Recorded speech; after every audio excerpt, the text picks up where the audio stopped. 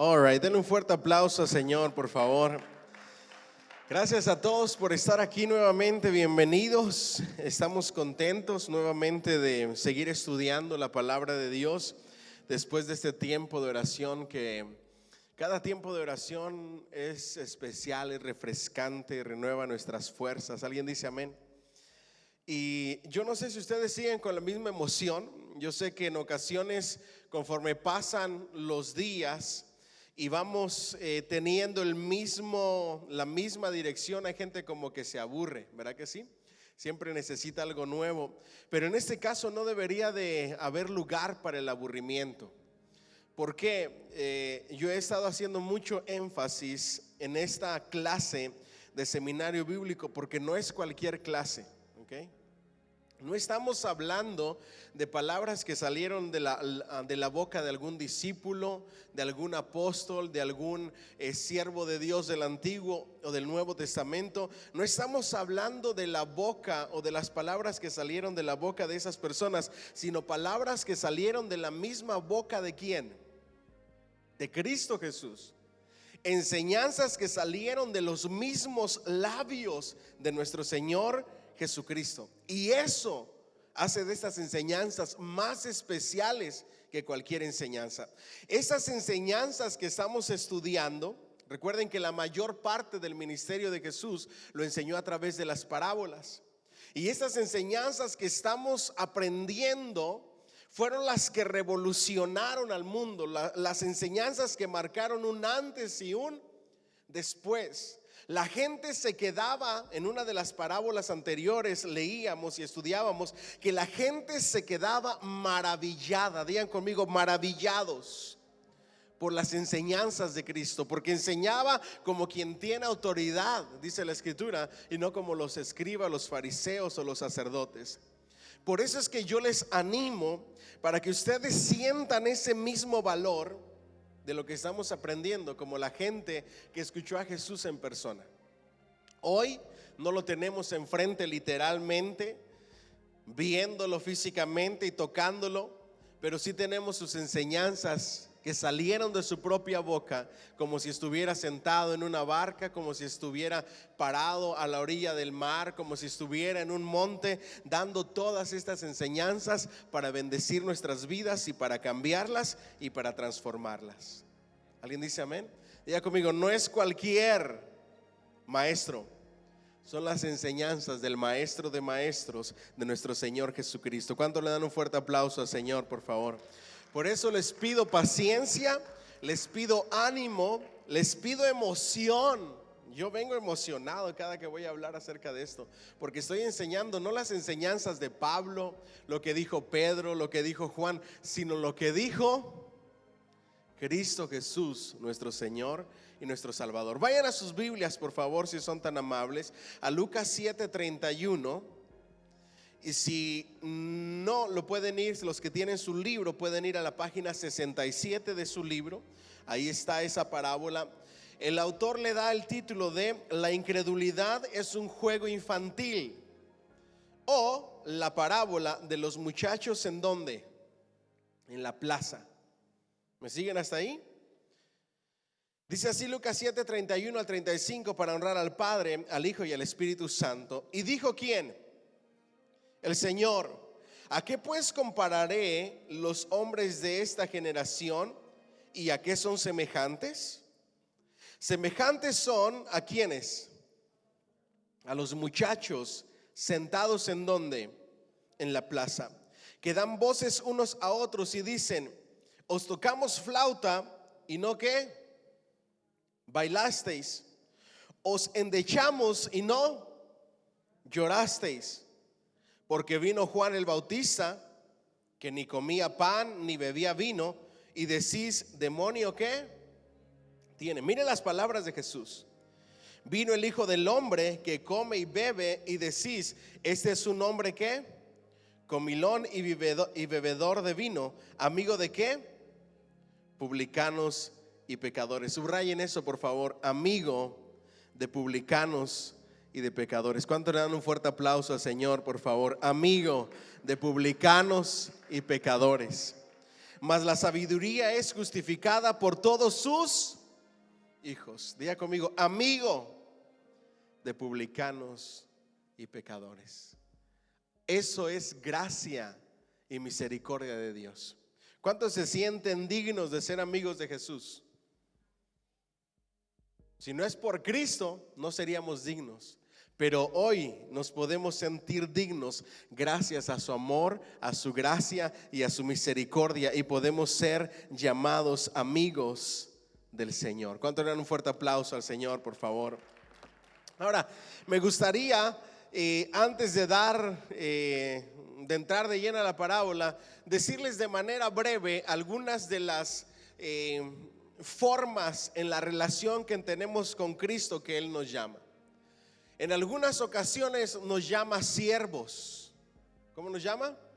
Siervos. En algunas otras ocasiones nos llama discípulos. Diga conmigo, discípulos.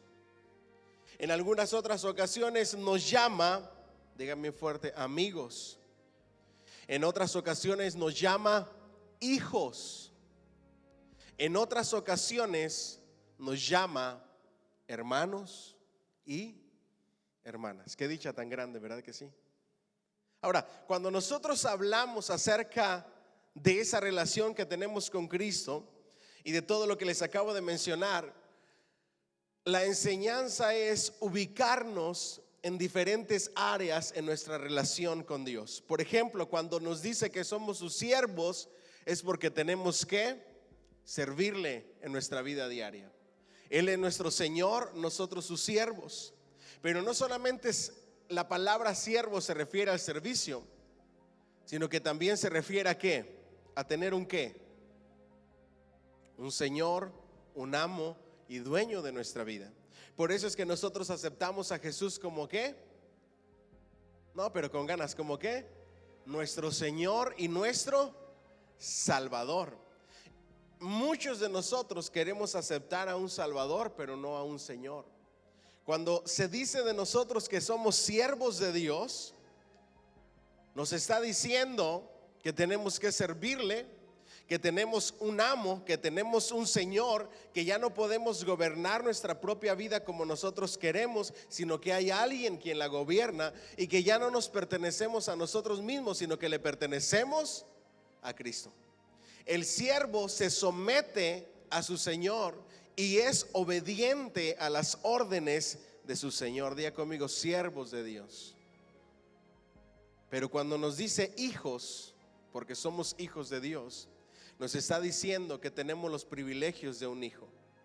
Los privilegios de un hijo son todas las buenas dádivas, todas las bendiciones que nos da, la provisión que nos da, la protección que nos da, el cuidado que nos da, el amor que nos da, la guianza que nos da, la sabiduría que nos da. Todo lo que nosotros hacemos por nuestros hijos y mucho más, el consejo que nos da, de eso nos habla que somos hijos. ¿Alguien dice amén? Pero también somos discípulos. Diga conmigo, discípulos. ¿Y qué hace un discípulo? Sigue a su maestro, sigue las enseñanzas de su maestro, pero también comparte las enseñanzas de su maestro, y se caracteriza porque habla como su maestro, se comporta como su maestro, se dirige como su maestro, piensa como su maestro, tiene la misma mente de su maestro. Por eso la escritura dice que tenemos la mente ¿de quién? De Cristo. Ahí ya llevamos 3 días conmigo: siervos, hijos, discípulos. En otras ocasiones dice de nosotros amigos. Diga conmigo, amigos. ¿Por qué amigos? La escritura es clara cuando dice que nosotros somos amigos del Señor, porque el siervo no muchas veces sabe los planes de su Señor, pero a vosotros les he llamado amigos, porque les he dado a conocer mis planes, lo que voy a hacer, lo que no voy a hacer, algunas de las cosas, el tiempo en que lo voy a hacer. A ustedes les he dado a conocer todos esos planes y proyectos que tengo, como se hace con un amigo. Pero también como amigos se nos ha encargado esos planes con confianza de que podemos hacer lo que Él nos ha mandado. Amén. Diga conmigo, amigos. Pero luego dice, hermanos y qué? Y hermanas. En una ocasión le dijeron a Jesús, he aquí tu madre y tus hermanos. ¿Quieren qué? Hablarte, quieren verte. Y Jesús respondió, ¿quiénes son mi padre? ¿Quién es mi madre? ¿Y quiénes son mis hermanos? Mi madre y mis hermanos son todos aquellos que hacen la voluntad de mi Padre.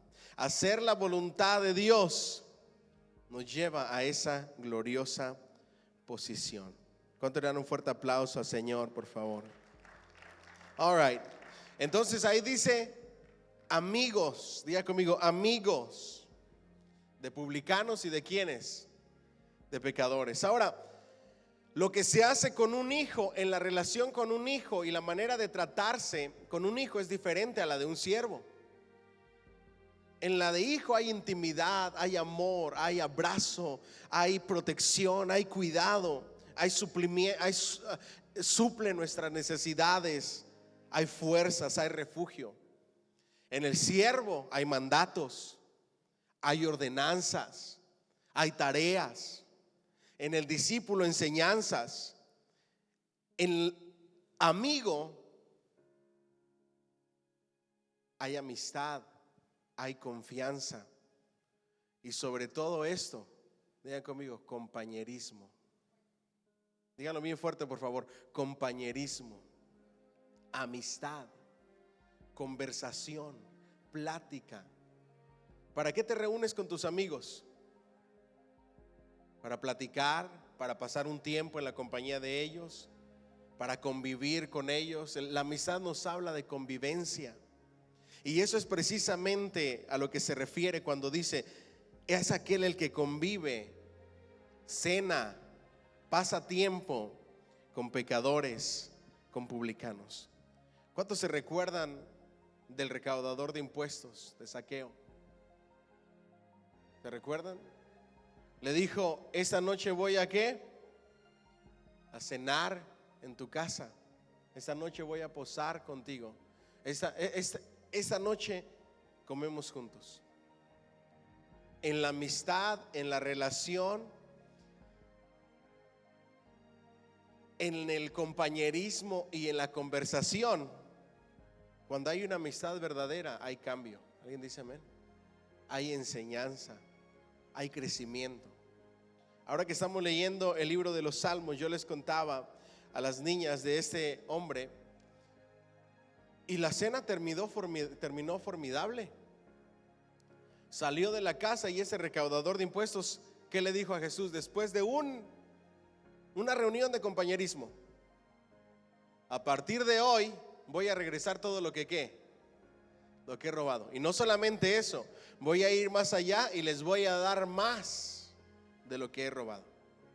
Eso es lo que se debe de esperar en una reunión de amigos. ¿Alguien dice amén? Crecimiento, cambio, transformación, búsqueda, anhelo de Dios. Y gracias a Dios porque Él nos escogió y no nos rechazó. Amén. All right, vamos adelante entonces. Página 68. De lleno a la parábola. A pesar de que los juegos han cambiado mucho a lo largo de la historia, lo cierto es que los niños siempre han jugado. Hace 2000 años los pequeños israelitas pasaban lo mejor de su tiempo jugando en las calles o en las plazas con niños y niñas de su misma edad. Eso era como en los tiempos de nosotros. ¿Se acuerda qué era lo que hacíamos nosotros cuando no todo mundo podía tener un beeper o un celular o un teléfono grandote de carro? Porque sí sabe cómo fue el proceso, ¿verdad? Primero teléfono de casa, ese del que da vuelta, ¿ok? Y estaba en un lugar y de ahí no lo movías si querías hablar por teléfono. Después llegó el teléfono de cable largo, el que ya tenía números y todo, y jalabas el cable por todas partes en la casa. Después de ahí llegó el beeper. ¿Se acuerdan del beeper? El que traía un beeper era adinerado en aquel entonces. Y después de ahí salió el celular. Y el que traía un celular, wow. En nuestras épocas, en la mayoría de los que estamos aquí, no teníamos celulares, ni videojuegos, ni consolas de juego. No teníamos todo lo que hace que los niños se queden en casa hoy, encerrados. ¿Y qué hacíamos? Salíamos a la calle ¿a qué? A jugar con los amigos. Jugábamos fútbol, Jugábamos a las escondidillas, jugábamos, al menos en mi país, trompos, canicas, rayuela, chincha al agua arriba voy, pirámides, amuato, ese mono, ¿cómo se le llama al que brincabas? Ajá, que dibujabas con cuadros y le hacías así. ¿Ah? El gigante, todo eso jugamos. ¿Se acuerdan cuando jugaban al maestro, a la escuelita y a la maestra? Ya los más grandecitos y avanzados jugaban al papá y a la mamá. ¿Verdad que sí? y jugábamos a brincar la cuerda. ¿Por qué les digo esto? Porque hace más de 2000 años se acostumbraba a lo mismo. Los jóvenes, los muchachos de los que habla aquí nuestro Señor Jesucristo, acostumbraban a salir a las calles de la ciudad, a salir a las calles del pueblo, de la aldea, a jugar con otros muchachos, con otros niños de la misma edad de ellos. En el Antiguo Testamento podemos leer en Zacarías 8:5: y las calles de la ciudad estarán llenas de muchachos y muchachas que jugarán en ellas. ¿Qué harán en ellas? Jugarán en ellas. Los juegos infantiles en la calle eran símbolo de paz y bienestar. Diga conmigo: paz y bienestar. No había hora de estar en casa. Desde que se aumentó la violencia y la maldad y todo lo que sucedió, ahora ya es difícil que alguien salga a jugar a la calle. Pero era símbolo de paz y de bienestar. ¿A qué jugaban? A veces jugaban a cantar, a danzar, se divertían de múltiples maneras. Esos 5 versículos tratan sobre un juego infantil que le llama la atención de Jesús hasta el extremo de hacer una parábola. Es muy probable que cuando Jesucristo estaba enseñando esta parábola, a lo lejos, como en otras parábolas, estuviera viendo a un grupo de muchachos jugar en la calle. Jugaban a cantar, jugaban a danzar, jugaban a muchas cosas. Era un grupo de niños. En el contexto les está diciendo a la gente, a los escribas, a los fariseos, a los líderes religiosos, y les está diciendo: son como niños caprichosos e intransigentes. Tenían lo que se llamaba el espíritu de contradicción, esa forma de ser, ese carácter inclinado siempre a contradecir opinión de los demás. Si vosotros decís blanco, nosotros decimos negro. Les explico. La parábola dice: y dijo el Señor: ¿a qué pues compararé los hombres de esta generación y a qué son semejantes? Hablando a toda la gente, específicamente a los líderes religiosos. Semejantes son a los muchachos sentados en las plazas, que dan voces unos a otros y dicen: os tocamos flauta y no ¿qué? Bailasteis. Vamos a jugar a que nosotros tocamos la flauta y ustedes bailan. Y los muchachos decían: no, yo no quiero jugar ese juego, no, yo quiero jugar otra cosa. Entonces, ¿qué les parece si endechamos y jugamos a estar tristes y ustedes hacen como que lloran? No, tampoco quiero jugar a eso. Jesús les está diciendo: ni una cosa ni la otra. Ni quieren jugar a estar alegres, ni quieren jugar a estar tristes. No hay nada que les complazca. Lo único que ustedes quieren, como esos muchachos en la plaza que no quieren jugar a nada, es llevar la contraria. ¿Me siguen hasta aquí? ¿Por qué? Y ahora vamos a ver el por qué, ¿ok? El significado, página 68. Jesús les está diciendo a los fariseos y a los intérpretes de la ley, y en general a los judíos de su tiempo: sois como niños caprichosos y aguafiestas. ¿Qué es un aguafiesta? Se lo puedo decir con mucho respeto. El aguafiesta está en una reunión donde se supone que se divierta y se la pasa en el teléfono. Le dices una broma y no se ríe. Haces un juego y se mantiene serio. Le quieres animar a hacer algo y no lo hace. Se la pasa metido en su mundo. Nada le divierte, nada le complace. ¿Será bueno invitar a una persona como esta a una fiesta? ¿A un compañerismo? ¿A un tiempo de diversión? No, dile que está a tu lado, no seas aguafiestas. Amén. Diga conmigo, caprichosos. Porque vino Juan el Bautista que no comía pan ni bebía vino y decís, demonio, ¿qué tiene? ¿Ya ven la comparación? Son como esos muchachos que les dicen, tocamos la flauta y ustedes bailan. No. Jugamos a que estamos tristes y ustedes lloran. No. Vino Juan el Bautista que no comía cosa inmunda y bebía vino y ustedes decían que tiene demonio. No se complacieron en él. Ahora viene el Hijo del Hombre que come y bebe, totalmente lo contrario a Juan el Bautista, y decís, este es un hombre comilón y bebedor de vino, amigo de publicanos y de pecadores. Nada os satisface. Ahora quiero aplicarlo a nuestra vida diaria. ¿Verdad que nosotros estamos haciendo en muchas ocasiones? ¿Verdad que sí? Andábamos caminando y no teníamos medio de transportación, de transporte, y Dios nos regaló una bicicleta. Al momento, gracias Señor por mi bici que te pedí para andar. Luego le pedimos un carrito y Dios nos dio un carrito. Y al poco tiempo del carrito ya no estuvimos contentos ni satisfechos. ¿Se acuerda dónde vivía en su país? ¿Cuántos de los que están aquí tenían aire acondicionado en su país? Levante la mano. 2 allá. En mi país no. Si llegabas a ventilador, bien. La manera en mi estado de poder dormir a buena temperatura es: te pones la cobija y duermes con pura sábana si está caliente. Si está frío te pones una cobija. Si está caliente duermes con pura sábana o sin nada. ¿Cuántos de los que estamos aquí tenían un carro nuevo en sus países? Levanten la mano. Yo los veía en el periódico y veía las mensualidades y decía, un día me voy a comprar un carro. ¿Cuántos tenían una casa en sus países con cocina integral, baños terminados, pisos de tile o alfombra, con ventiladores, así como las de aquí? Levanten la mano. ¿No? ¿Me siguen hasta aquí? Ahora, llegamos a este país, Dios nos da un medio de transporte y no estamos contentos, queremos algo mejor. Si tienes un 2018, quieres un 2020. Y el que tiene el 2020, ¿qué quiere? El 2021. Y el que tiene el 2021, ¿qué quiere?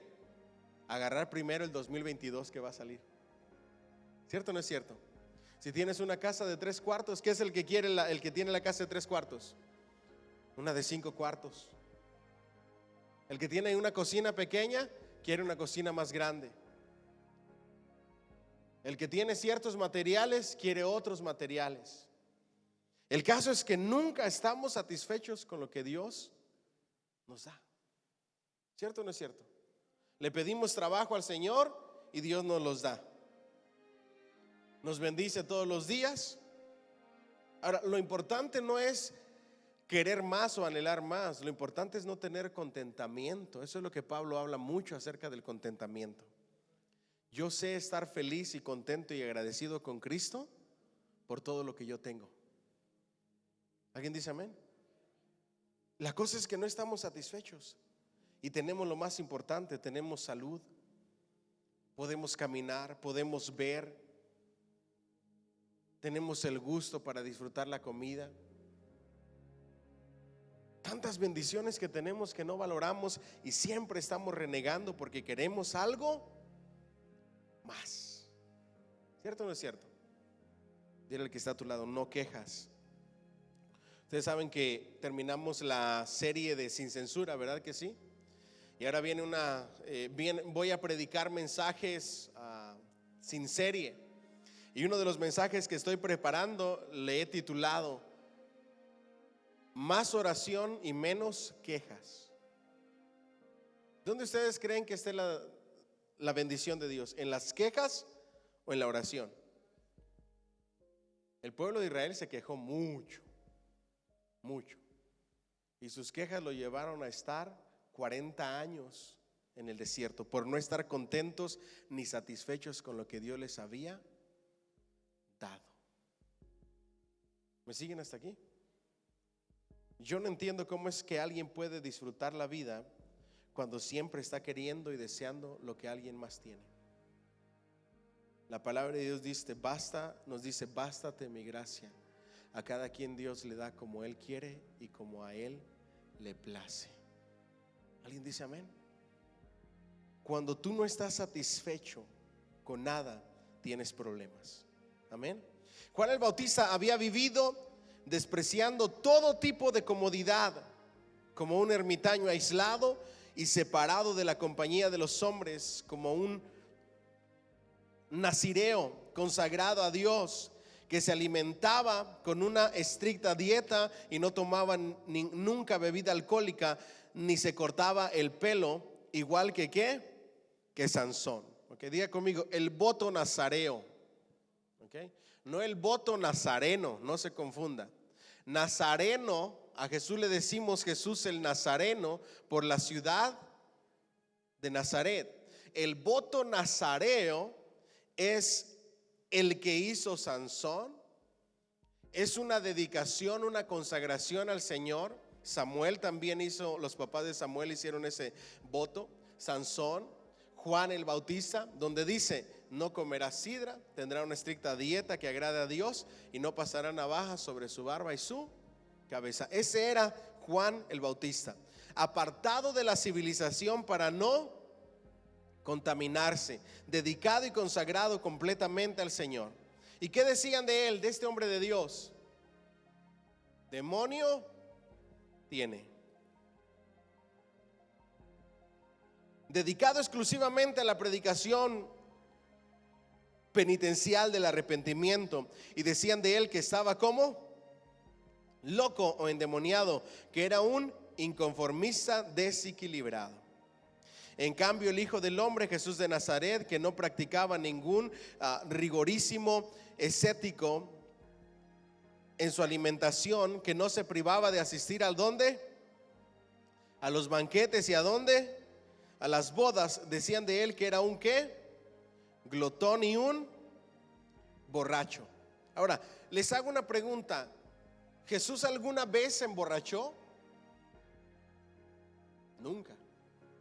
Llegó a tomar vino como costumbre, y el vino de aquella época con el proceso de fermentación, no como el proceso que tenemos hoy, del cual la gente se agarra para decir es que Jesús tomó vino, etcétera. Ustedes saben la historia, ya les he enseñado mucho al respecto. Pero decían que era comilón y que era ¿qué? Un borracho. Siempre les encantaba a los fariseos exagerar las cosas y tratar de hacer quedar mal a Jesús. Nunca fue comilón, ni nunca fue un borracho. Fue la persona más sensata y más sabia que nunca ha pisado esta tierra. ¿Cuánto le dan un fuerte aplauso al Señor, por favor? Y lo acusaban de ser glotón y borracho, lo cual nunca fue. Le acusaban de frívolo porque acudía a las fiestas que le invitaban y se hacía amigo de personas extrañas con quienes los decentes religiosos no querían tener nada que ver.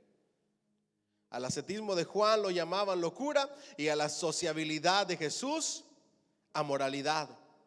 De una u otra forma siempre tenían algo que, y eso es bien importante, siempre tenían algo que ¿les parece, les suena conocido a lo que vemos hoy en día o no?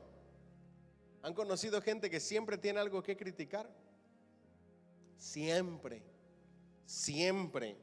parecen escribas y fariseos, siempre tienen algo que criticar. Ahora, yo les hago una pregunta. Cuando alguien te pregunta, ¿cómo ves esto? ¿Cómo ves aquello? ¿Para qué creen ustedes que les hacen las preguntas? ¿Para que les hagan un comentario positivo, de ánimo, de échale ganas, o para que les critiquen todo lo que ustedes les están platicando? ¿Ah? Para animarlos. Cuando una persona lo único que sale de su boca son críticas, está en terrible problema. No va a tener amigos, no va a tener amistades. ¿Ustedes creen que es bueno tener amistades o no? Seguro que sí. Jesús tenía amigos. ¿Ustedes creen que sea bueno ir a alguna fiesta o que te inviten a alguna fiesta? Yo he escuchado gente que se queja, a mí nadie me invita. Yo me pregunto y digo dentro de mí mismo, ¿por qué será? ¿Cierto o no es cierto? ¿Estoy en lo correcto o no? Cuando alguien se pregunta, ¿por qué a mí nadie me invita? La pregunta es, ¿por qué será que nadie te invita? ¿Te la pasas criticando? ¿No eres acomedido, acomedida? ¿Te hacen plática? ¿No haces plática para atrás? ¿No conversas con nadie? ¿Te la pasas metido en tu teléfono? ¿No participas del compañerismo? ¿No socializas? ¿No entras en la conversación? Etcétera, etcétera. Un aguafiestas. Jesucristo nos dio un ejemplo de ¿qué? De vida. Diga conmigo, una vida que se disfruta agradando al Señor. ¿Alguien dice amén? ¿A quiénes les gustan las fiestas de los que estamos aquí? Levanta la mano. ¿Qué es lo que más le gusta de una fiesta? ¿Ah? ¿No lo quiere decir? Yo le voy a decir que me gusta a mí. La comida. Sí, la comida. Ahora, yo no hago acepción de personas, pero yo conozco a todos los hermanos de la iglesia y qué es lo que hacen y qué es lo que acostumbran. Y hay ciertas comidas que a mí me gustan. Y cuando alguien me invita y digo, ¿quién fue? O que le invitan a mi esposa, ¿quién te dijo? Fulanito de tal o fulanita de tal. Vamos. Claro, si hay el tiempo y si no hemos dicho, vamos, porque ya sé lo que nos espera. ¿Sí ven? Entonces, criticaban porque él compartía, porque él convivía, porque él disfrutaba la vida de manera sana. Lo criticaban porque tenía amistades no religiosos. Ahora, una cosa es tener amistades no cristianas y ser un ejemplo y divertirse sanamente sin hacer lo que ellos hacen, y la otra es hacer lo que ellos hacen en sus fiestas, que eso es algo muy diferente. Yo he visto y he conocido a personas que van a una fiesta y se emborrachan igual. Tienen una doble vida. Toman igual que ellos, bailan igual que ellos, disfrutan la misma música que ellos, se deschongan, a veces hasta se pelean en la fiesta igual que ellos, como si no fueran cristianos. Y tú puedes estar en una fiesta, divertirte sanamente, reír y seguir agradando a Dios. ¿Alguien dice amén? Seguir siendo un testimonio para Dios. Eso era Jesús. Tú puedes estar rodeado de personas que hablan malas palabras y no por eso vas a empezar a decir malas palabras, ¿o sí? Por supuesto que no. Ahora, no debemos de ser legalistas. A mí me enseñaron de que tú no puedes ir a fiestas mundanas, porque si escuchas la música mundana y empiezas con el piecito así, al son de la música, ya pecaste. ¿Y en dónde creen ustedes que está el field para evangelizar? ¿En las fiestas cristianas o en las fiestas mundanas? ¿Ah? En las mundanas, donde no hay gente cristiana. Simplemente no hagas lo que ellos hacen, que ellos vean que tú no vives igual que ellos, que tú te alejas de esas conversaciones que no están correctas y le das la vuelta para hablar de otras cosas que sí tienen sentido. ¿Sí ven la gran diferencia? Eso era lo que hacía Jesús con los pecadores. Llegaba donde estaban ellos, iba a sus fiestas, pero siempre fue un ejemplo, y con su ejemplo y con su predicación les cambió y les transformó. ¿Cuánto le dan un fuerte aplauso al Señor, por favor?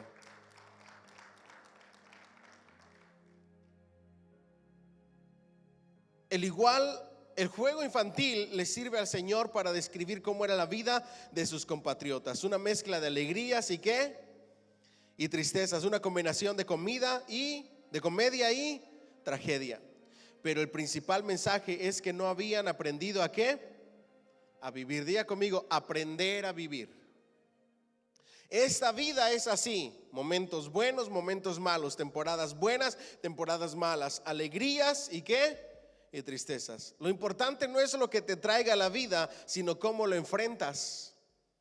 ¿Qué es lo que haces con esas temporadas? En medio de cualquier temporada tienes que aprender a vivir. Pablo decía, yo sé vivir en la abundancia y en la escasez. Cuando hay, cuando no hay, en lo mucho y en lo poco. Cuando todo va bien y cuando todo va mal. Se les hace similar a cuando hicimos ese voto matrimonial, ¿verdad que sí? Aprender a vivir. Ustedes han escuchado un video que se hizo viral de una persona, se hizo famoso, salió de la pobreza. Este hombre narra que fue a comprar en México 5 pesos de queso. ¿Lo han visto ese video? 5 pesos de queso.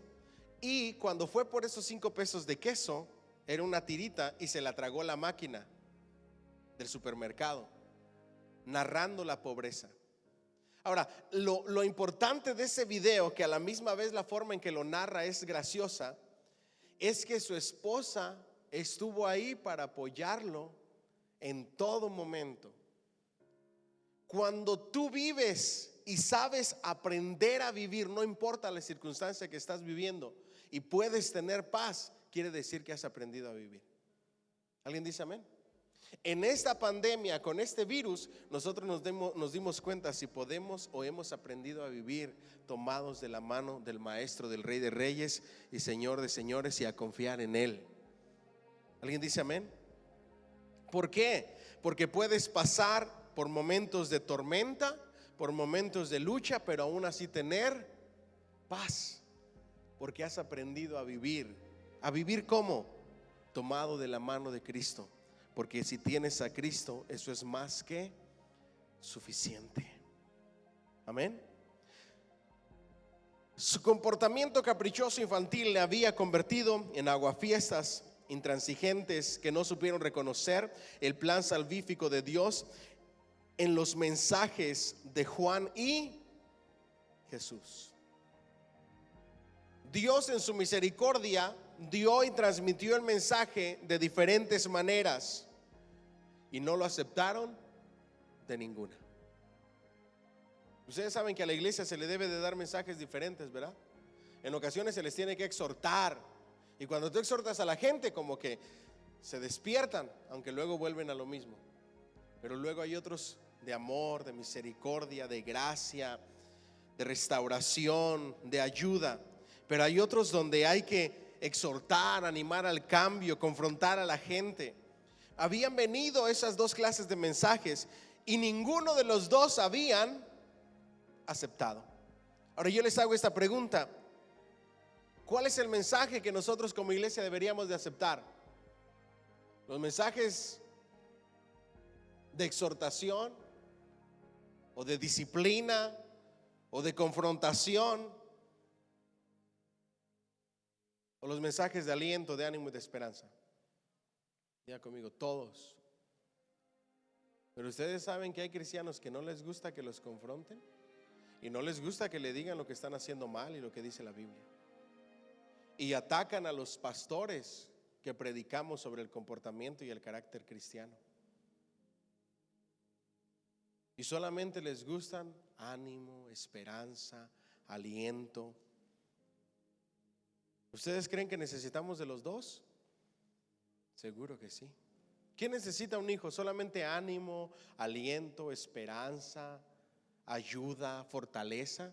¿O también en ocasiones necesita disciplina? Disciplina también. Por eso necesitamos de los dos. Uno vino con una manera llamando al arrepentimiento, con disciplina. El otro con gracia, con amor, con misericordia. Y ninguno de los dos aceptaron.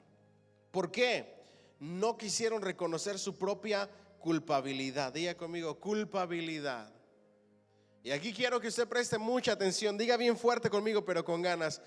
No es el pastor, no es el maestro, no es el predicador el culpable. El culpable soy yo. Diga conmigo, el culpable soy yo. El responsable soy yo. ¿Han escuchado ese dicho que dice que que Judas, el traidor, tuvo al mejor maestro, el mejor amigo, el único y el Mesías, el mejor predicador, el mejor pastor, y aún así, ¿qué hizo? Lo traicionó. Lo importante en muchas ocasiones no es el pastor. Diga conmigo, soy yo. No, pero con ganas diga, soy yo. El pastor quiere para usted lo mejor. Lo que lo tiene así como lo tiene, y eso es en general, no estoy diciendo que esté mal, pero nos va como nos va y no tenemos lo que deberíamos de tener, no es por culpa de Dios, sino por nosotros mismos. Yo le dije al Señor, bueno, el Señor primero me dijo a mí y luego yo lo acepté. Jesucristo con su gente, con sus discípulos, con los suyos, Él solamente tenía que decirles: sígueme. Él no tenía que andar empujando a nadie. ¿Cierto o no es cierto? Cuando venían con excusas, les derribaba las excusas. Deja que los muertos se entierren a los muertos. Vende todo lo que tienes y dáselo a los pobres. Los dejaba sin excusas. El trabajo del pastor no es acarrear gente o arriar gente, sino pastorearles y llevarles por el camino. En ocasiones puede que haya una u otra oveja rebelde a la que haya que disciplinar y quebrarle una patita. Pero sí entienden la diferencia de guiar ovejas y arriar gente, ¿verdad que sí? O arriar animales, son dos cosas muy diferentes. El pastor es un pastor y no tiene que andar jalando gente, no tiene que andar empujando gente. El pastor anima con la palabra de Dios, pero la responsabilidad ¿de quién es? Si la gente no viene a la iglesia, ¿de quién es culpa? ¿Del pastor? El culto sigue. Sería la culpa del pastor si no hubiera culto. Si la gente no lee, ¿de quién es la culpa? ¿Ah? No es del pastor, el pastor hace el llamado a la lectura. Si la gente no obedece a Dios, ¿de quién es la culpa? No del pastor, porque el pastor da el consejo y enseña la palabra de Dios. Diga conmigo: reconocer mi propia culpa, mi responsabilidad. ¿Alguien dice amén y le da un fuerte aplauso al Señor, por favor?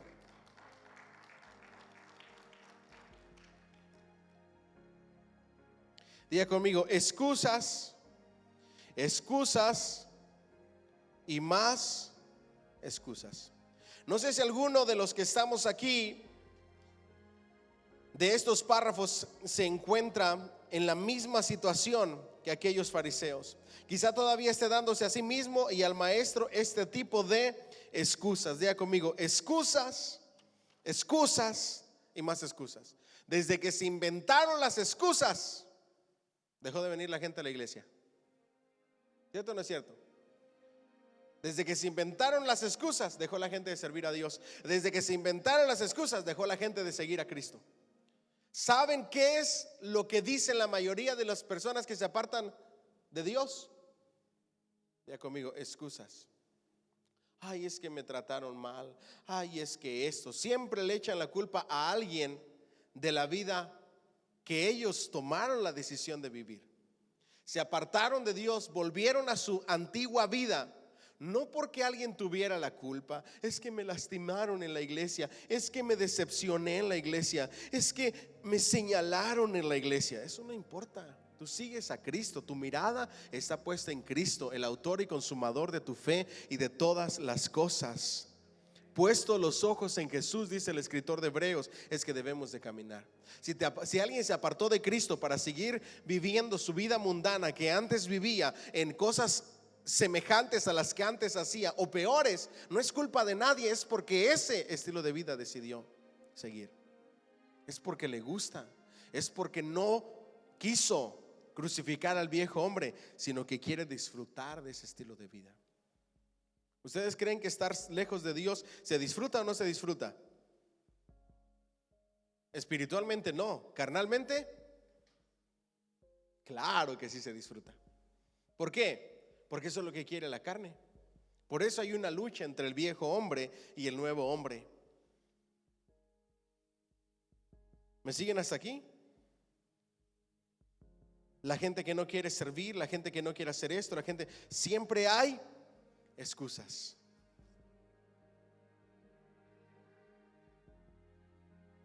Yo he escuchado excusas tan baratas que ustedes no tienen idea, pero tan baratas, que a veces digo, wow. Como que no nos escuchamos las excusas que estamos dando.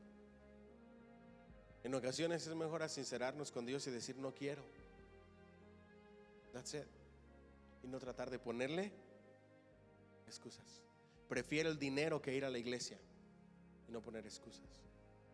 Prefiero la comodidad de la casa que servir a Dios y dejarnos de excusas. Prefiero quedarme en la cama que escuchar a un predicador y dejarnos de excusas. Claro, cada quien recibe de acuerdo a cómo siembra. ¿Alguien dice amén? Diga conmigo, excusas. Dígame fuerte conmigo, ¿cuáles son mis excusas? Cuando usted toma la decisión de orar todos los días, pero no ora, ¿qué excusa se da a usted mismo? ¿Ah? Cuando usted tomó la decisión de leer todos los días la palabra de Dios y no lo hace, ¿qué excusa se da a usted mismo? El llamado es no más excusas. Dígame fuerte conmigo, no más excusas. No, pero con ganas, no más excusas. ¿Alguien dice amén? Dios merece algo más que excusas. Él lo entregó todo por amor a nosotros. Él se ofreció en sacrificio. Él merece algo más que nuestras excusas para no hacer lo que Él nos ha llamado a hacer. No hay excusas para Dios.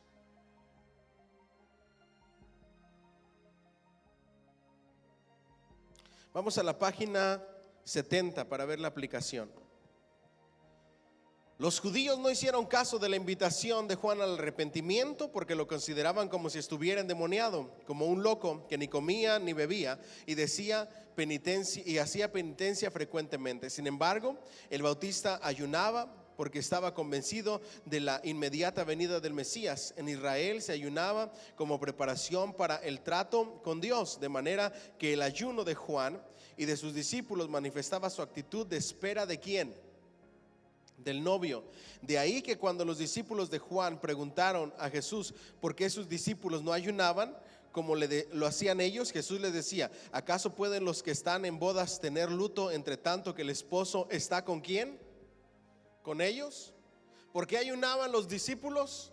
Esperando la venida ¿de quién? Del Mesías. Los discípulos de Cristo no ayunaban porque ya estaba ahí el Mesías con ellos.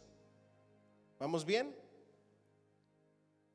Jesús no ayunaba ni sus discípulos tampoco porque Él era el Mesías, el esposo esperado que había inaugurado la alegría del reino de Dios. Con Jesucristo el ayuno en el sentido judío de penitencia queda superado porque no se debe poner remiendo nuevo ¿en qué? En un traje viejo. Evidentemente esta parábola iba dirigida a los fariseos y a los doctores de la ley. Sin embargo, ¿tiene algo que decirnos hoy? Es posible que también nosotros a veces nos neguemos a entrar en el juego de Dios.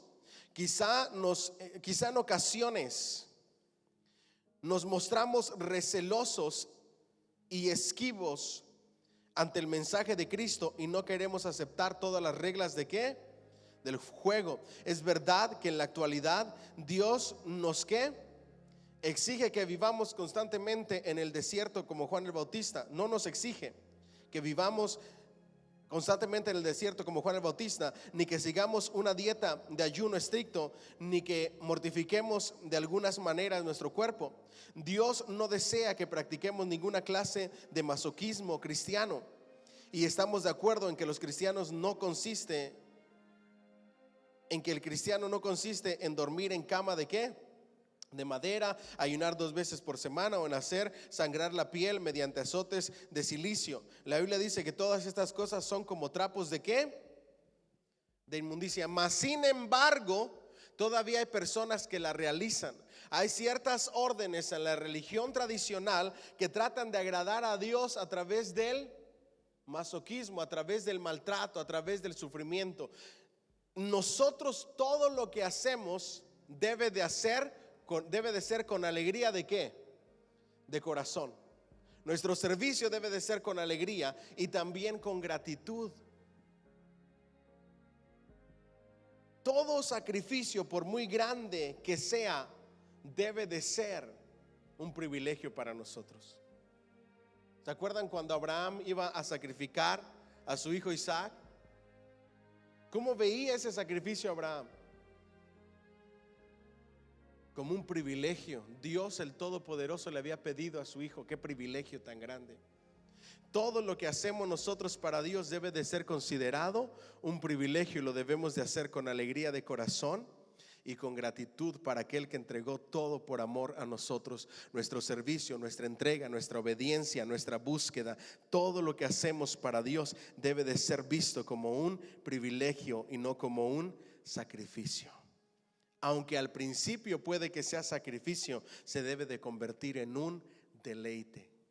Ustedes y yo tenemos que saber que hay muchas cosas en la vida cristiana que comienzan como un sacrificio y luego se van a convertir en un deleite. El recién convertido que tiene malos hábitos, al principio dejar esos hábitos es un sacrificio, pero una vez que logró dejarlos con la ayuda del Espíritu Santo, se ha convertido en un deleite vivir de esa manera y ser diferente a otras personas. Diga bien fuerte: yo soy diferente porque Cristo me ha hecho nueva criatura. ¿Cuántos dicen amén? Le dan un fuerte aplauso al Señor.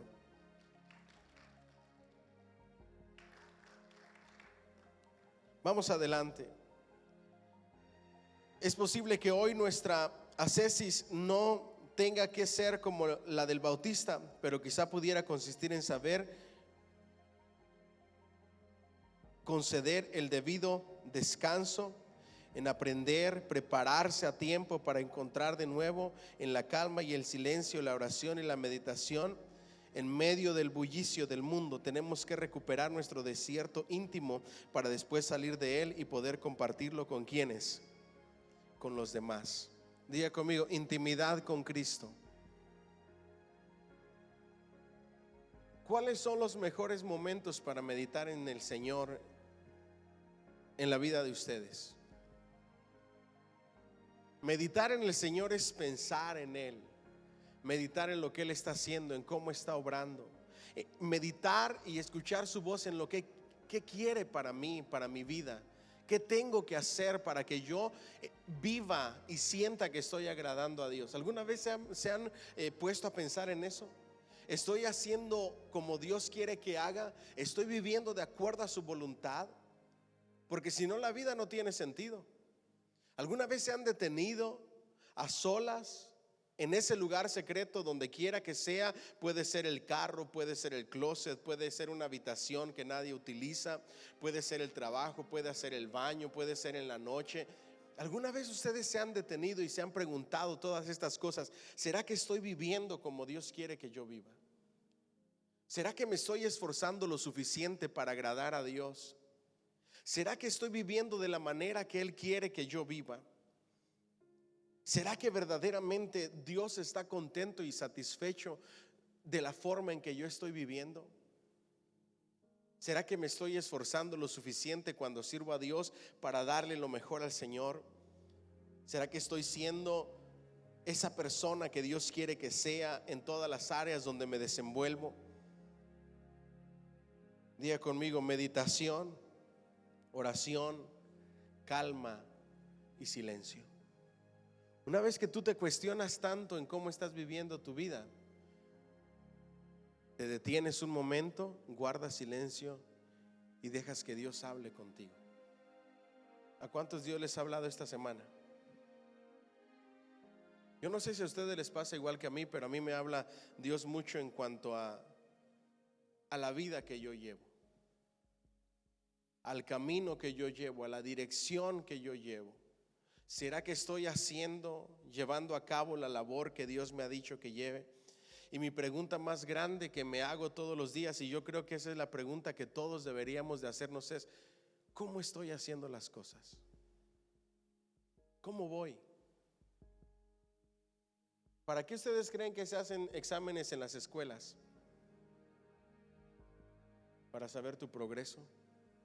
Esos momentos de meditación, esos momentos de silencio, esos momentos de oración, esos momentos de cuestionarte a ti mismo, simplemente son para evaluar cómo vas en tu vida cristiana, cómo vas en tu relación con Dios. ¿Será que estoy orando lo suficiente? ¿Será que estoy meditando lo suficiente en la palabra de Dios? ¿Será que estoy escuchando lo suficiente la palabra de Dios? ¿Será que la estoy poniendo en práctica lo suficiente? Y luego escuchar a Dios. Cuando Dios te diga: ¿vas bien? Síguele por ahí. Cuando Dios tenga una exhortación, es mejor que cambies de dirección. ¿Alguien dice amén? Diga conmigo, su vara y su cayado me infunden aliento. Aprendan bien esto en la vida cristiana, esto es muy importante. Estos tiempos de silencio son el bastoncito que nos regresan al camino correcto. Esta vida es como un laberinto y te ofrece muchos caminos y muchas salidas y muchas otras cosas que hacer para que te salgas del camino correcto. Estos tiempos de los que estamos hablando, de meditar, el silencio, etcétera, simplemente son el bastón de Cristo que nos regresa al camino correcto. Por eso dice, su cayado me infundirá ¿qué? Aliento. Pero si nosotros no practicamos esto que les estoy enseñando hoy, va a venir la vara. Diga conmigo, la vara. ¿Por qué? Porque cuando llega la vara es porque no has querido mantenerte en el camino correcto. Ahora, ¿por qué nosotros no nos queremos mantener en el camino correcto? Nuestra peor lucha es en contra de los deseos ¿de qué? De la carne. ¿Cierto o no es cierto? Todas nuestras luchas están relacionadas a carácter, están relacionadas a hábitos, están relacionadas a vocabulario, etcétera, etcétera. Ustedes saben a todo lo que está relacionado. Y si nosotros no nos ponemos pilas y nos detenemos para saber cómo vamos y qué tenemos que corregir, nos vamos a extraviar. Y puede ser demasiado tarde. Diga conmigo, la caída es un proceso lento y silencioso. El desvío es un proceso lento y silencioso. Es como la rana que muere en el agua caliente. ¿Han escuchado, verdad? Siempre se las he dicho. Echas una rana en una olla en agua fría, le prendes fuego, poco a poquito se va calentando, la temperatura se va acomodando de la ranita, no hace nada, se va acomodando hasta que se coció. Así es la caída del hombre, poco a poco, de lo más pequeño a lo más grande. ¿Vamos bien hasta ahí?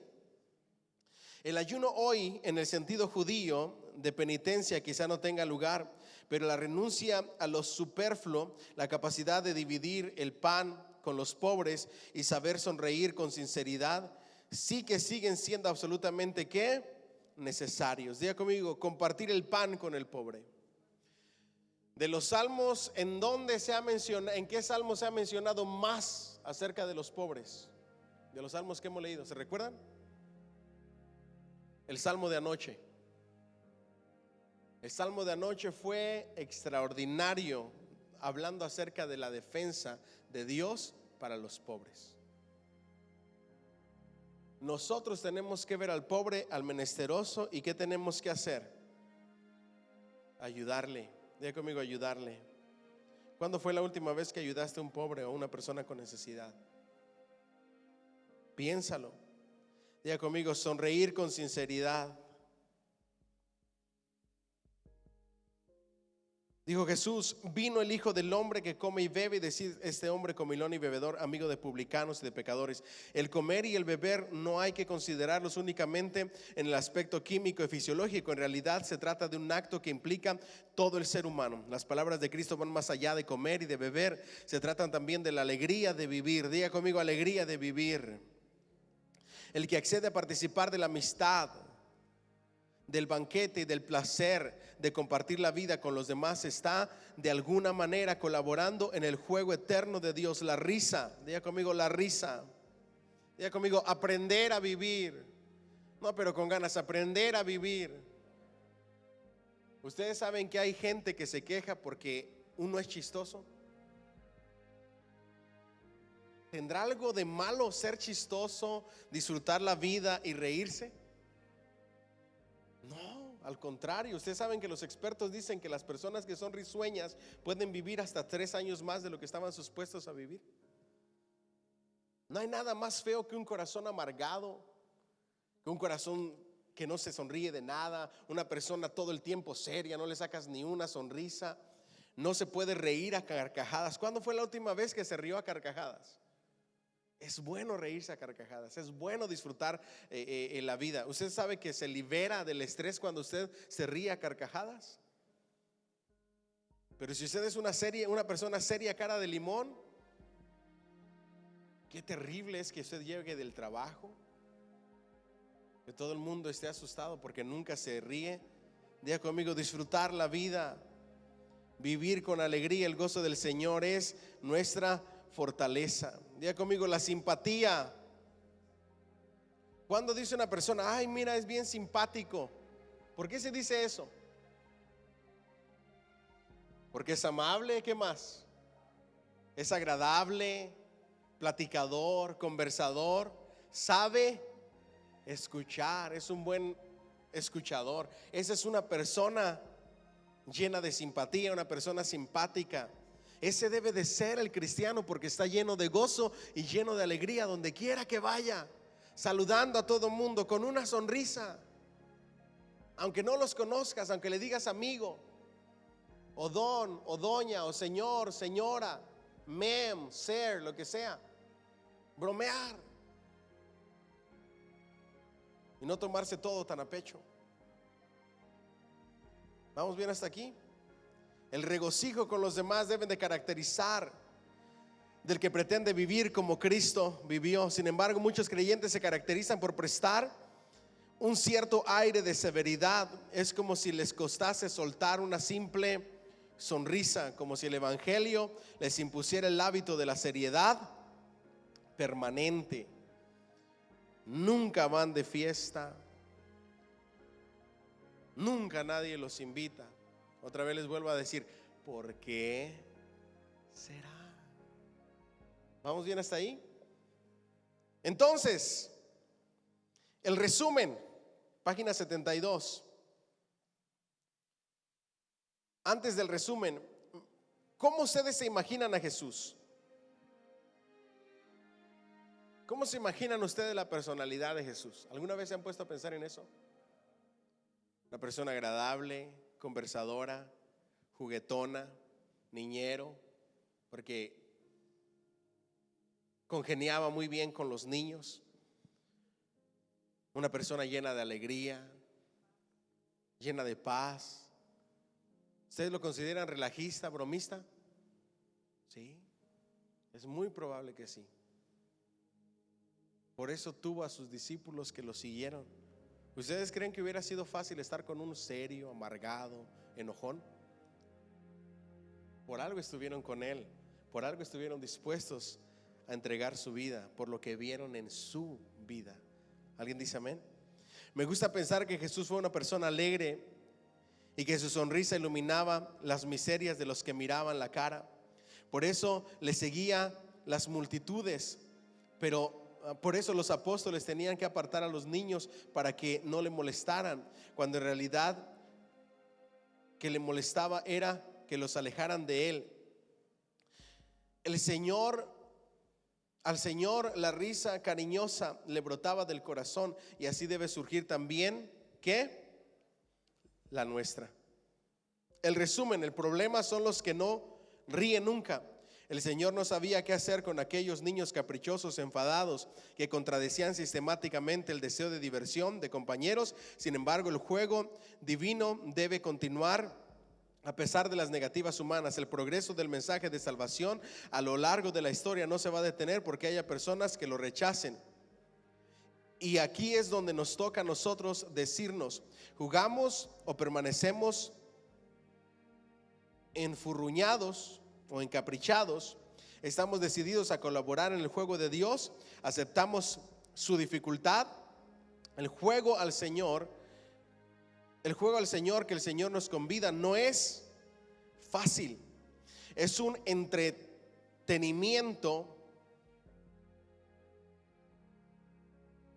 ambivalente de por vida que nos va a proporcionar muchos sinsabores y tristezas, aunque también alegrías y satisfacciones. Diga conmigo: sinsabores y tristezas, alegrías y satisfacciones. La enseñanza, en resumen, ¿de qué habla esta parábola?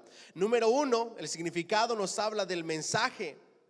Un mensaje de exhortación, de confrontación, de disciplina, pero también un mensaje de esperanza, un mensaje de perdón, un mensaje de gracia, de misericordia.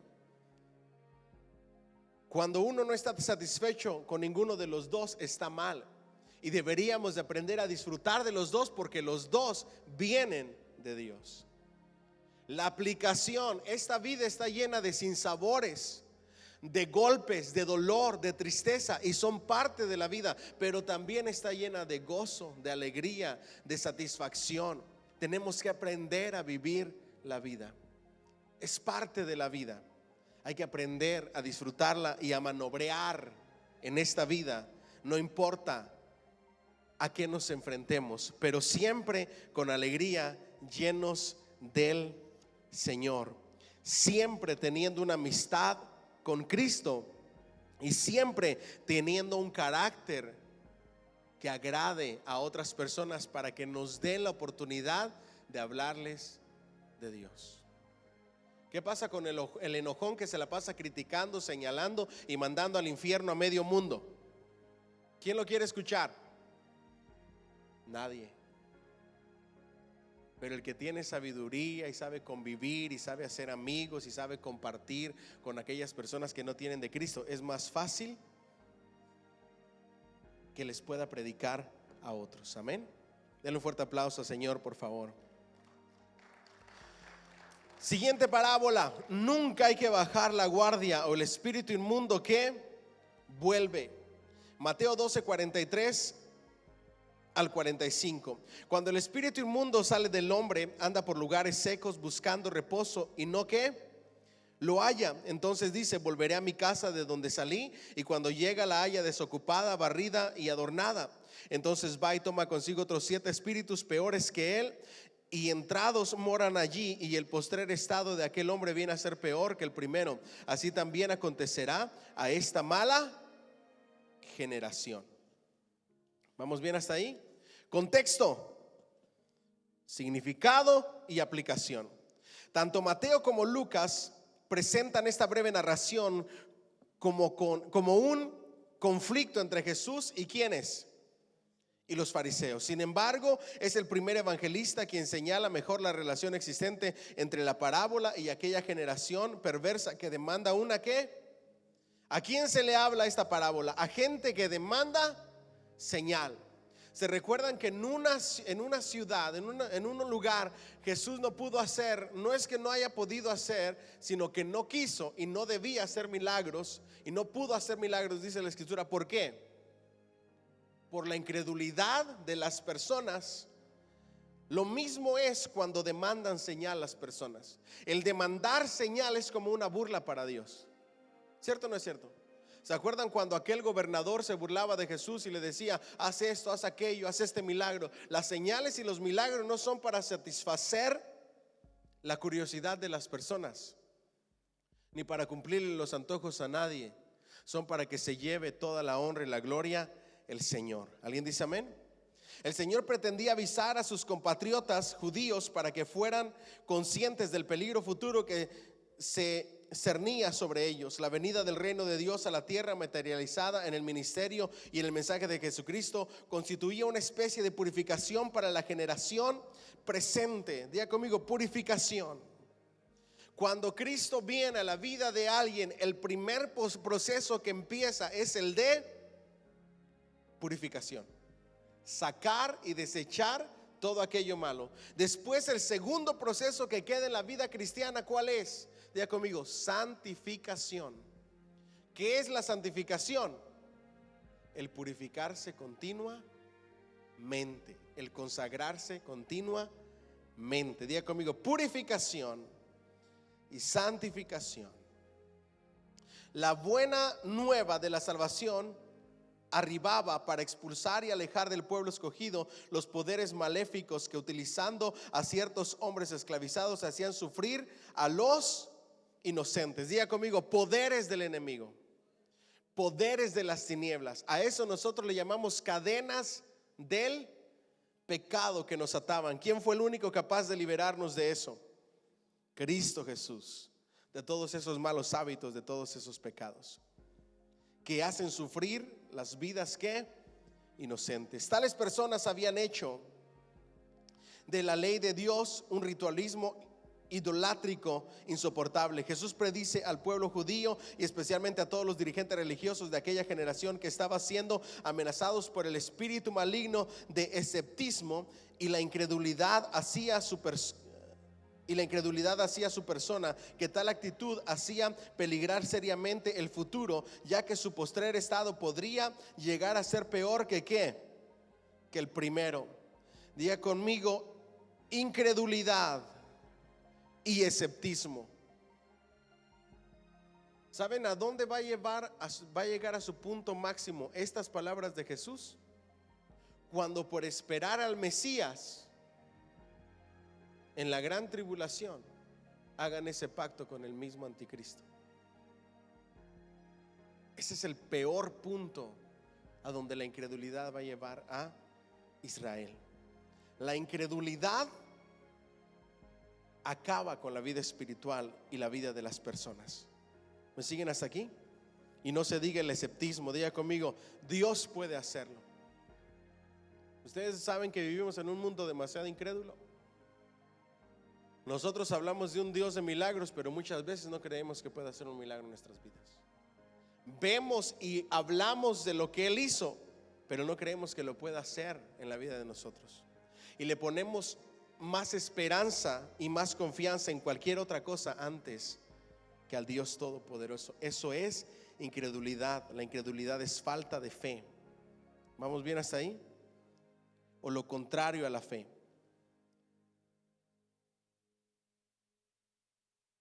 La suerte que les esperaba sería pésima comparada con las de sus antecesores, ya que ellos no habían tenido la oportunidad de ver y oír al Mesías. Sin embargo, le exigían una señal sobrenatural que satisfaciera su escéptico orgullo intelectual. El maestro, al comprobar la actitud diabólica de sus adversarios, se da cuenta de que ese trágico futuro había comenzado ya. Por eso les advierte y les llama generación ¿qué? Adúltera. Era en este sentido una generación amenazada por Satanás. La enseñanza del relato se fundamenta en las concepciones religiosas que estaban vigentes en la primitiva Palestina. El espíritu inmundo, es decir, el diablo, que solo se le encontraba a gusto cuando podía sembrar mal y desgracia, no parece que hubiera salido de muy buena gana del personaje humano de la parábola, sino que expulsado por fuera al desierto, era concebido con frecuencia como la morada virtual de los malos espíritus y demonios. Se le consideraba una especie de espíritu nómada. A pesar de esto, la demonología popular hebrea entendía que los espíritus maléficos debían tener una morada estable y no les gustaba vagar errante por los lugares secos de los inhóspitos ¿qué? Desiertos. En guerra espiritual hablamos de esto. Los demonios sabemos que no tienen descanso en la teología, al menos que habiten un cuerpo. ¿Se recuerdan? Y si no, repasen la clase, por favor. Entonces ellos sabían que esos demonios andaban ambulantes en el desierto, pero que tarde que temprano iban a buscar ingresar a un cuerpo, ¿ok? Eso era la tradición y lo que se enseñaba, la enseñanza de aquel entonces. Entonces, en Oriente era corriente comparar a los posesos en la casa del demonio, mientras que la idea de una casa vacía y limpia, santificada, que estaba preparada para ser habitada por cualquier huésped. La cifra 7 de los espíritus que resultan peores que el primero se refiere al número de totalidad que implicaba todo lo peor que se pudiera imaginar sobre tentaciones y maldades perversas. Diga conmigo: la plenitud de la maldad, lo peor de lo peor. Evidentemente, 8 espíritus, 1 más 7, podrían resistir mucho mejor cualquier intento de exorcismo. ¿Vamos bien hasta ahí?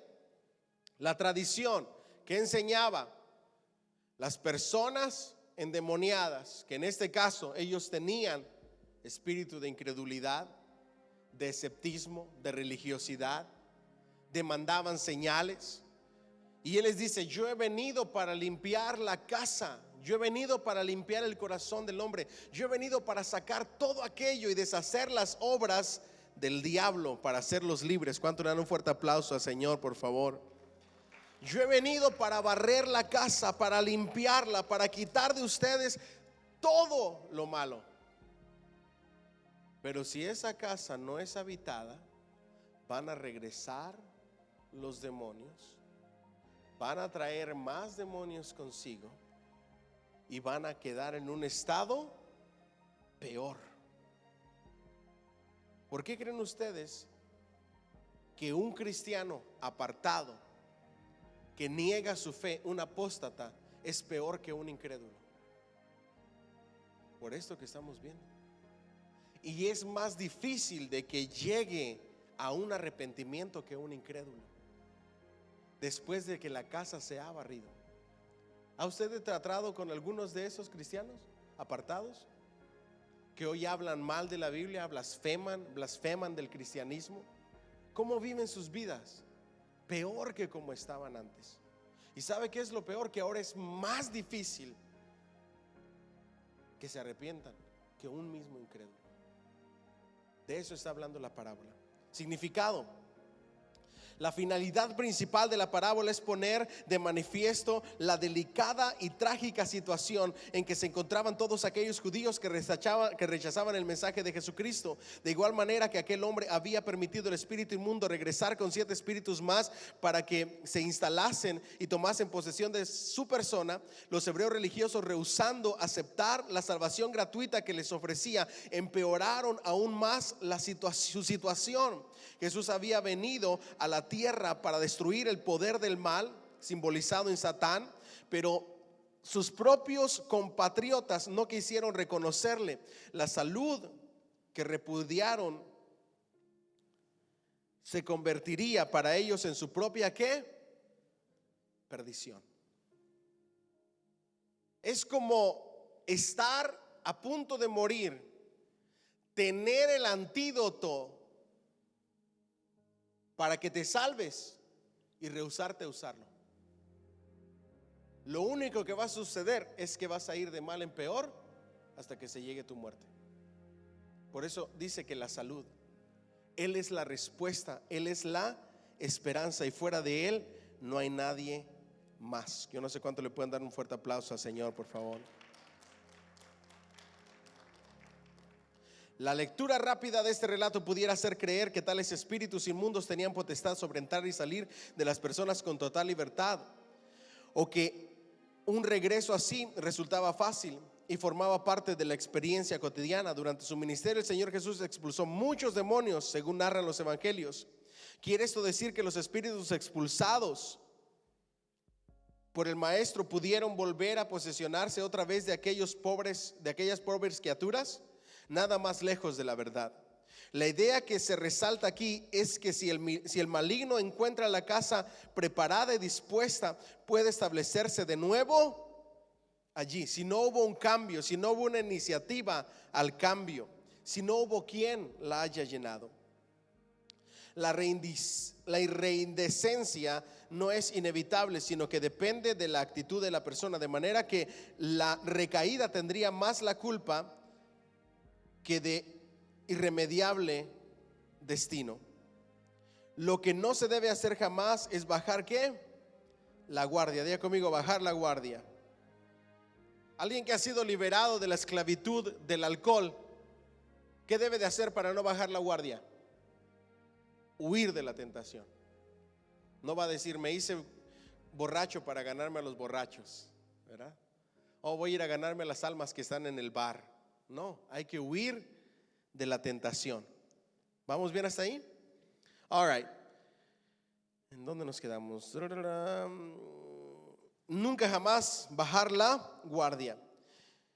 La casa no debe quedar nunca completamente vacía después de la expulsión del mal, sino que la influencia del reino de Dios tiene que llenarla por completo para que Jesucristo sea el único Señor de la misma, como escribe el apóstol Pablo a los Efesios. En Efesios 2, 19 al 22. El que se convierte deja inmediatamente de ser un extranjero o un advenedizo y pasa a ser un miembro de la familia de Dios, un templo santo construido sobre fundamento de Cristo para morada de Dios en el Espíritu. ¿Cuánto le dan un fuerte aplauso al Señor, por favor? All right.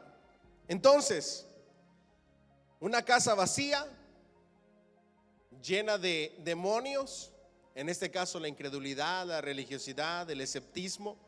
Una casa vacía, viene el que es la respuesta, pero si esa casa no se llena, su postrer estado va a ser peor.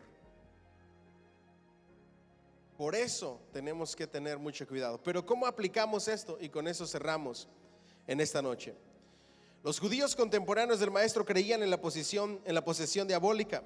Habían llegado a ver espíritus malignos por todas partes, incluso hasta numerosas dolencias físicas y enfermedades eran interpretadas como la evidencia de que en el interior de la persona afectada moraba un espíritu de demonio.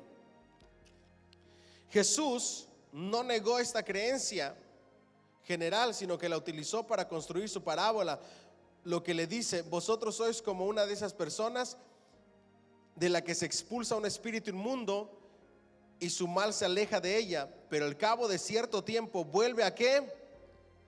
A recaer, aquejada de los mismos problemas y de otros peores, porque en realidad la expulsión y la sanidad no fueron total ni radicales. Diga conmigo: vuelve a recaer. Las recaídas son peores, ¿cierto o no es cierto? Eso está comprobado en todas partes. ¿Qué pasa cuando usted guarda una dieta? ¿Qué es lo que siempre se dice? Cuidado con ¿qué? Con el rebote. Eso es en toda la vida. Las recaídas son peores y tenemos que tener cuidado de no recaer en las malas palabras, no recaer en los malos comportamientos, etcétera, etcétera. ¿Vamos bien? El individuo no cambia de vida, sino que siguió viviendo como siempre. Su transformación fue solo superficial, pues en lo más profundo de ser continuaba siendo igual que antes, dando cobijo al pecado y al mal. Eso le pasa a muchos recién convertidos y aún a cristianos de muchos años. Cuando le dan lugar al enemigo y le abren las puertas al enemigo y al pecado. ¿Vamos bien hasta ahí? Una transformación superficial. ¿Lo puede repetir conmigo, por favor? Transformación superficial. ¿Qué es una transformación superficial? Una transformación emocional, solo por emoción. ¿Qué pasa cuando estoy a punto de perder mi familia y Dios me la regresa? Hay una transformación momentánea emocional porque estuve a punto de perder algo que tanto amaba. Pero cuando las cosas se arreglan, ¿qué pasa con la mayoría de las personas? Se olvidan y vuelven a ser y a vivir lo mismo, el mismo estilo de vida y los mismos comportamientos que les llevaron a casi perder su familia. A eso se refiere la parábola. Una vez que Dios te ha transformado, tienes que esforzarte para vivir de acuerdo a la transformación que Dios te ha dado y no volver atrás a los mismos hábitos que van a destruirte y todo lo que está a tu alrededor. ¿Quién es el que adorna, barre y limpia la casa? Diga conmigo: Cristo, su Espíritu Santo.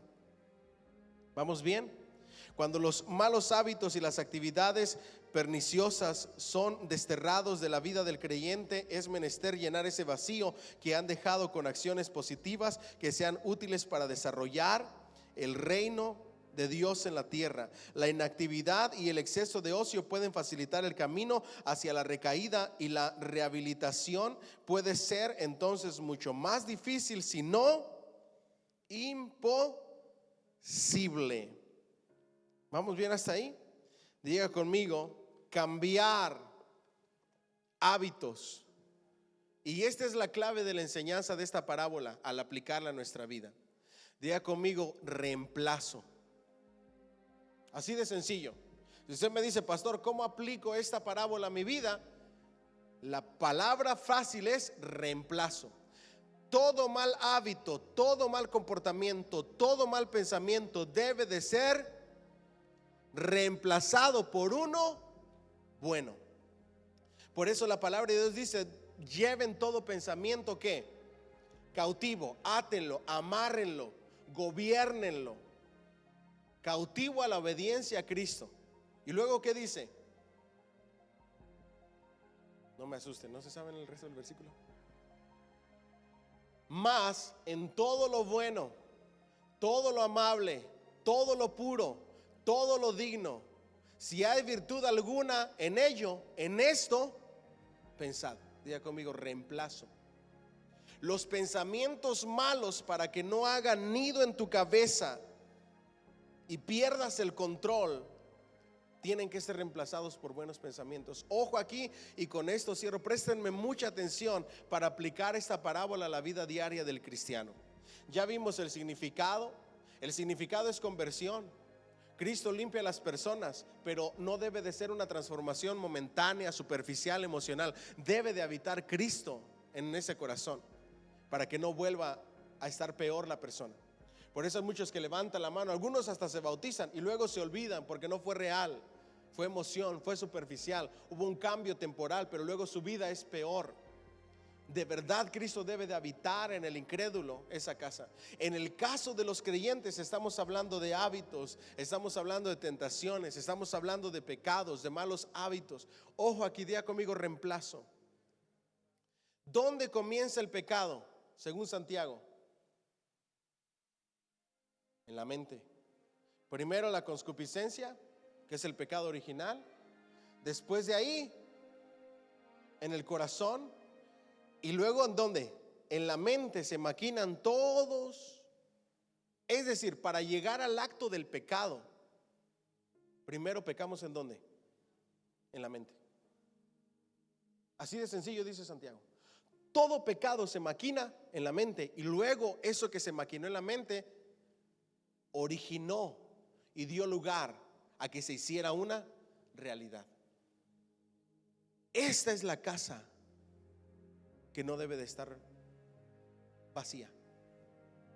Por eso el ocio, el no hacer nada, el perder el tiempo es el que nos lleva a vivir una vida de desastre y de desorden. Tenemos que tener mucho cuidado con esta casa. Diga conmigo: con esta casa. El Señor la limpia. Hoy ustedes salen limpios, regenerados, llenos de la palabra de Dios. Interpretamos dos parábolas, vimos el significado, las aplicamos a nuestra vida diaria. Ustedes salen llenos, pero todo de lo que te llenas tiende a ¿qué? A vaciarse. ¿Y qué tienes que hacer? Volverte a llenar. Por eso la llenura es de manera continua. Tu relación con Dios, tienes que orar todos los días, tienes que leer tu Biblia todos los días. Tienes que pensar en Dios todos los días. Tienes que reemplazar los malos hábitos. El no orar es un mal hábito. El no leer la palabra es un mal hábito. Tienes que reemplazarlos por buenos hábitos. Hacerlo con tus hijos, para que te ayuden, para que te motiven. Durante el día escucha predicaciones, escucha audiolibros, escucha enseñanzas, escucha alabanzas, escucha música. Hasta comedia cristiana tenemos, imagínese usted. Tenemos de todo para ocupar nuestra mente. Pero cuando llega el ocio y cuando estás viendo y haciendo cosas que no son buenas para ti, eso va a dar lugar. Y es el enemigo tratando de entrar a esos lugares vacíos donde no has permitido que Cristo reine y gobierne. Amén. Póngase de pie, por favor, denle un fuerte aplauso al Señor.